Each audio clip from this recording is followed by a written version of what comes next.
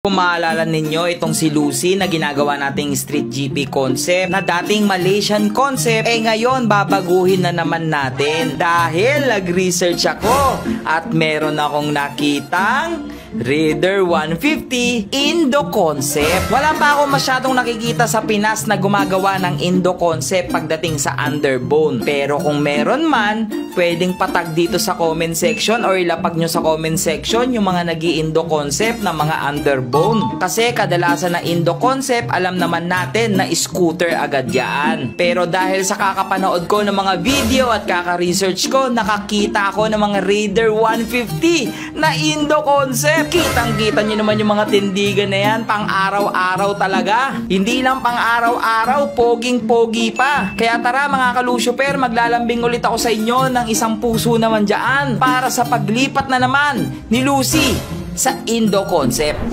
Napakainit. So napanood nyo naman yung intro natin. Ngayon, at least malinaw na sa akin, meron talagang Indonesian concept kay Raider 150. So ngayon, kasi meron na tayong Malaysian concept, si kumpare. Ako, fan talaga ako ng Indo concept.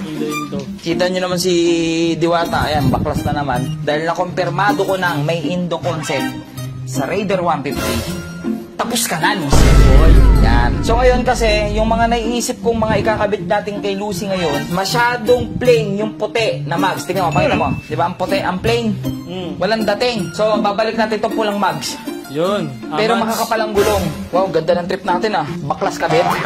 Baklas kabit. So ngayon, gagawin natin sa video na to, etong puting mags. Yan. Ha? Patapon na. Hindi, pati itong mga gulong na to. Yan, kompleto na. May gulong na. Kakabit nyo na lang sa mga motor ninyo. Bigyan na. Comment kayo dyan sa baba. Comment ninyo kung bakit kayo yung gusto nyo manalo dito. At again, kung wala kayong Raider 150, kahit kaibigan ninyo, itag ninyo. Yan. Yan, bawa, ikaw yung nanonood. Wala ko Raider 150. Pero yung best friend ko meron. Ikaw, kahit ikaw hindi mag-comment, itag mo lang siya sa comment mo. Pre, baka ikaw na dito. Kasi ganyan, ganyan, ganyan. Ganon. Para maniwala ako, di ba may Raider 150 kayo? I-comment nyo yung Raider 150 picture. Yung picture. Yan. Okay? So ngayon, pupunta tayong vulcanizing shop. Tanggalin natin to. Tapos ngayon tatanggalin na natin To. ito. Tignan natin. Ay hindi pa natin matatanggal to. Wala pa tayong underneath. Punta mo tayong vulcanizing shop ulit.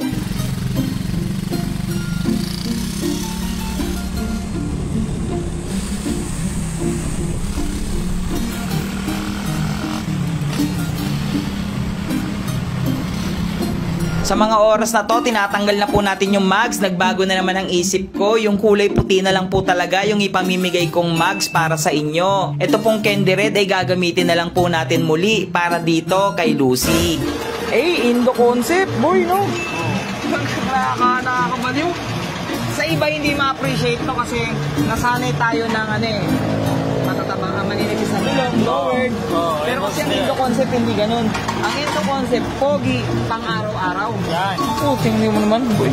Tingnan mo yung ginagawa sa motor, oh. Habang sinasalpak na dito ni Kuya yung ating red na mags, mas nakita ko talaga na mas babagay yung red na mags dito para kay Lucy. Dala na rin siguro ng mga red accent niya at yung mga red accessories natin. So ngayon, mas makikita natin yung tindigan dito ni Lucy na kahit mataba na yung gulong, meron pa ring dating. Boy, may naisip ako. Ganda na lang kaya, white tsaka red. Para hindi ako nagpapalit-palit ng mags. Ang gastos papalit-palit tayo Kasi undan mapalit lang, no? Ha? Parang kung gusto nyo ng puti, hindi harapan lang tignan nyo. Diba? Kung gusto mo naman ng pula, hindi ko lang tignan mo. Ay, mag-adjust. Pero mga kalusyo, sa research ko, itong gulong na nakakabit sa akin na 80-80 dito sa likod, medyo maliit pa po pala yan. Para sa Indo concept po kasi, pangharapan po talaga yung 80-80. Sa mga nagtatanong, bakit ba makapal ang mga gulong ng Indo concept? Aba, hindi ko alam. Itanong ninyo sa mga Indonesian dahil sila ang nagpapauso niyan. Biro lang. Ang Indonesian concept po kasi talaga is talagang more on rides plus pogi. By the way, lagi nyo nilalait yung side mirror ko. cute daw. Kasi daw, tanggalin na lang.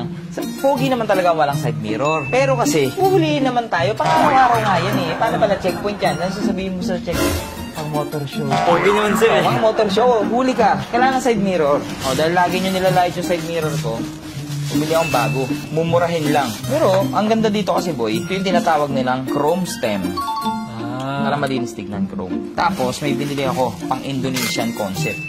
Oh, usong-uso to eh. Walang grinder? Ayaw mag-grinder, boy. May trauma tayo Hindi doon. ko sa bilis nga yun eh. May trauma ka doon eh. Ikaw mag-grinder. Saan napasok? Okay. Papa. Diba? Okay, no? Uulitin ko para sa mga nagko-comment sa akin at nagme-message sa akin na tanggalin ko na lang yung side mirror dito ni Lucy. Uulitin ko ulit sa inyo, hindi po kasi po pwede.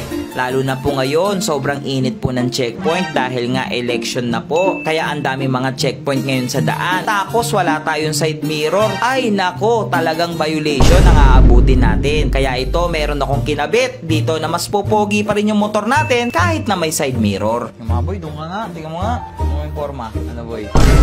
Pogi na ng forma. Okay na. O, syempre, para makita nyo na naman yung bago at hindi nyo masyado makita dyan dahil against the light kami, di ba? Indo Concept, Lucy. Yan. Montage.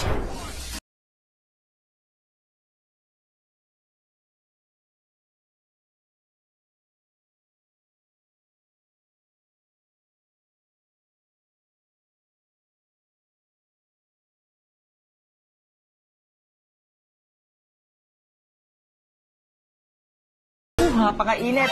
Sobrang na-inspired ako ngayon doon sa napapanood ko sa TikTok. Baka naman, isang puso naman dyan kay Lucifer.